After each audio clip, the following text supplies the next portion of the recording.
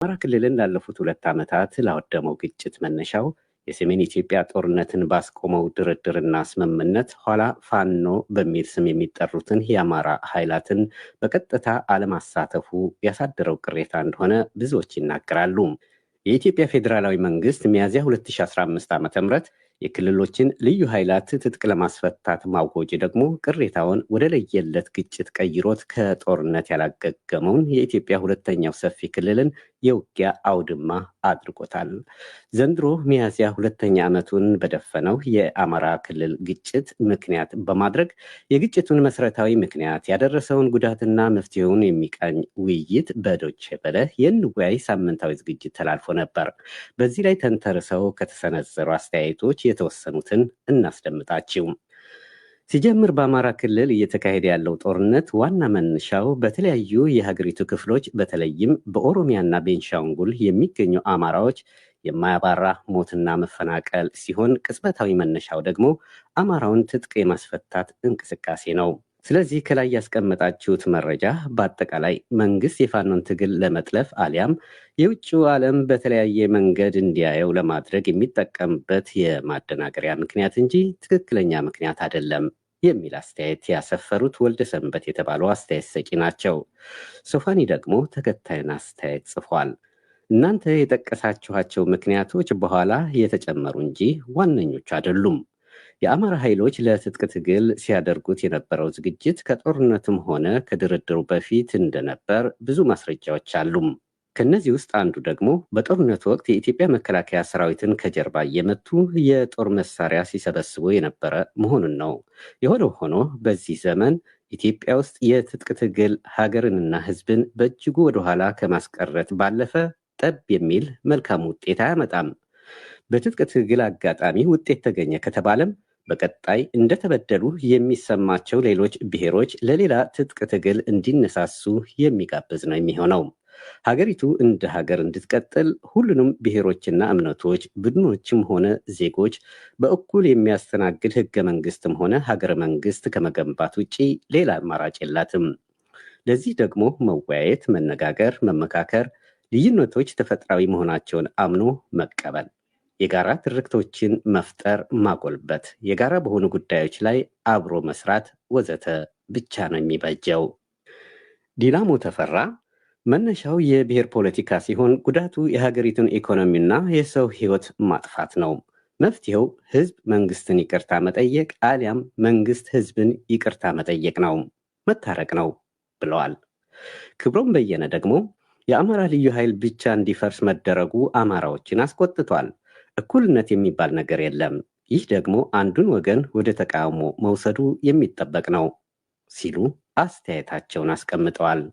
ውድ ዲላሞ የሰው ስም በመጥቀስ ያሰፈሩት ሀሳብ በማውጣታችን ቅር እንደማይሰኙ ተስፋ እናደርጋለን። ፍቅር ከክብር ይልቃል በሚል መጠሪያ የተጻፈው አስተያየት ደግሞ እንዲህ ይቀርባል። መጀመሪያ ስምምነቱ የተካሄደው በፌዴራል መንግስትና በትግራይ ቲፒኤልኤፍ ብቻ መሆኑ ስህተት ነው። ምክንያቱም በጦርነት ጊዜ ተጎጂ የነበሩትን የአማራና የአፋር የተጎዱ ብሔሮች ማግለሉ ስህተት ነበረ። የማንነት ጥያቄ የብሔር ጥያቄ የብዙ ዓመት ጥያቄ ነው። አሁንም የፌዴራሉ መንግስት ትክክለኛ በመረጃ የተደገፈ ምላሽ ካልሰጠ በኦሮሚያ የሚፈናቀሉ እልባት ተሰጥቶ ወደ ቀያቸው ካልተመለሱ ኢትዮጵያ የጦስ ዶሮ ከመሆን አትዘልም። አንዱ አሳዳጅ ሌላው ተሳዳጅ የሚሆንበት ምክንያት የለም።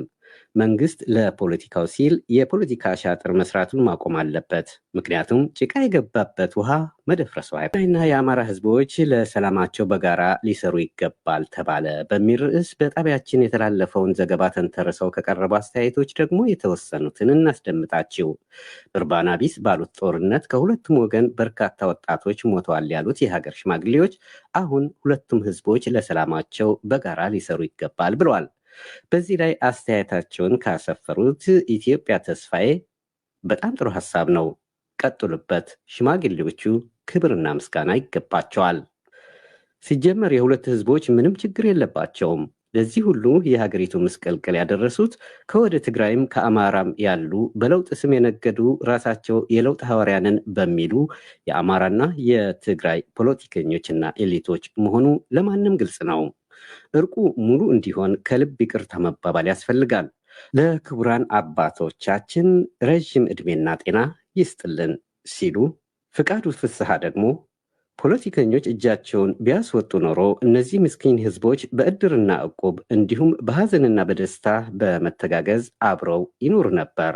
ምን ያደርጋል ብለው ሐሳባቸውን ቋጭተዋል። ሁለቱ ክልሎች፣ ሁለቱ ህዝብ ለአንድነትና ለሰላም አበክረው መስራት ይገባቸዋል። አዲስ ጃጃው ያሰፈሩት ሐሳብ ነው።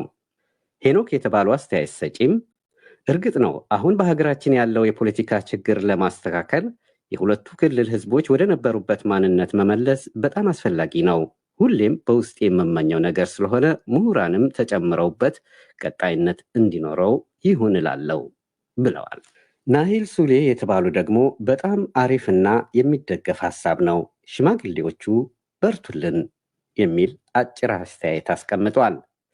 ከተማው ዘሪሁን ደግሞ በጭራሽ አማራና ትግሬ ተለያይቶ መኖር አይችሉም። ግሸንን ነው የምላችሁ፣ ትግሬ ለአማራው ወንድሙ እንጂ ስጋቱ አይሆንም። አክሱም ጽዮንን ነው የምላችሁ፣ አማራ ለትግሬ ወንድሙ እንጂ ስጋቱ አይሆንም። ብቻ ያቀናፈቀኝ የቱ አትሉኝም? በአሸንዳ አሸንድዬ፣ በጽዮን፣ በግሸን፣ በላሊበላ አቡነ አረጋዊ በዓላት ትግሬ ከአማራ የቦረቅ ነው። ግብፅ በአፍሪካ ቀንድ ላይ ማንዣበብ ለቀጠናው ስጋት ወይስ በረከት በሚል ርዕስ በተላለፈ ዘገባችን ላይ ተንተርሰው የተሰጡ አስተያየቶች ደግሞ እናስደምጣችው።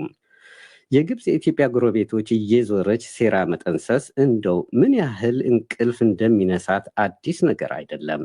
ኤርትራ በል፣ ጅቡቲ በል፣ ሶማሊላንድ፣ ሶማሊያ፣ ኬንያ፣ ደቡብ ሱዳን፣ ሱዳን በአንድ ላይ ይሁን ሌላ ከኢትዮጵያ ጋር ከግብፅ የጥፋት ዱለታ በእጅጉ የላቀ የኢኮኖሚ ጥብቅ ትስስር አላቸው። ግድባችን መጠናቀቅ የወራት ዕድሜ በቀረው ባለቀ ሰዓት ከኤርትራ ወይ ከጅቡቲ ጋር በየጓዳው ኢትዮጵያ የቀይ ባህር ሰንበቴ አባል እንዳትሆን ብሎ የመዶለት አንድምታ በመዝናኛ ፕሮግራም ላይ ነበር መዘገብ የነበረበት። እንደውም የኢትዮጵያ መንግስትን የዲፕሎማሲ አጀንዳ የበላይነት የሚያሳብቅ ተፍተፍ ነው። የአባይን የህልውና ታላቅ አጀንዳ ተነቀው ጨዋታው የቀይ ባህር ጠረፍ ተጋሪነት አይገባችሁም ይገባናል ሙግት ደረጃ ላይ መውረዱ አጃኢብ ነው። ብሮከር ያሲኖ ያሰፈሩት አስተያየት ነው። በእንግሊዝኛ ምህፃሩ ኤቢኬቢ በሚል መጠሪያ ደግሞ ኢትዮጵያ የራሷን ስራ ላይ ትኩረት ማድረግ ይገባታል። አሁን ሁለተኛውን ግድብ ስንሰራ ምን እንደምታደርግ ማየት ነው ብለዋል። በዚሁ እንግዲህ የዛሬው ዝግጅታችን አበቃን። ከዝግጅቱ ጋር ዮሐንስ ገብረ እግዚአብሔር ነበርኩ። መልካም ሳምንት።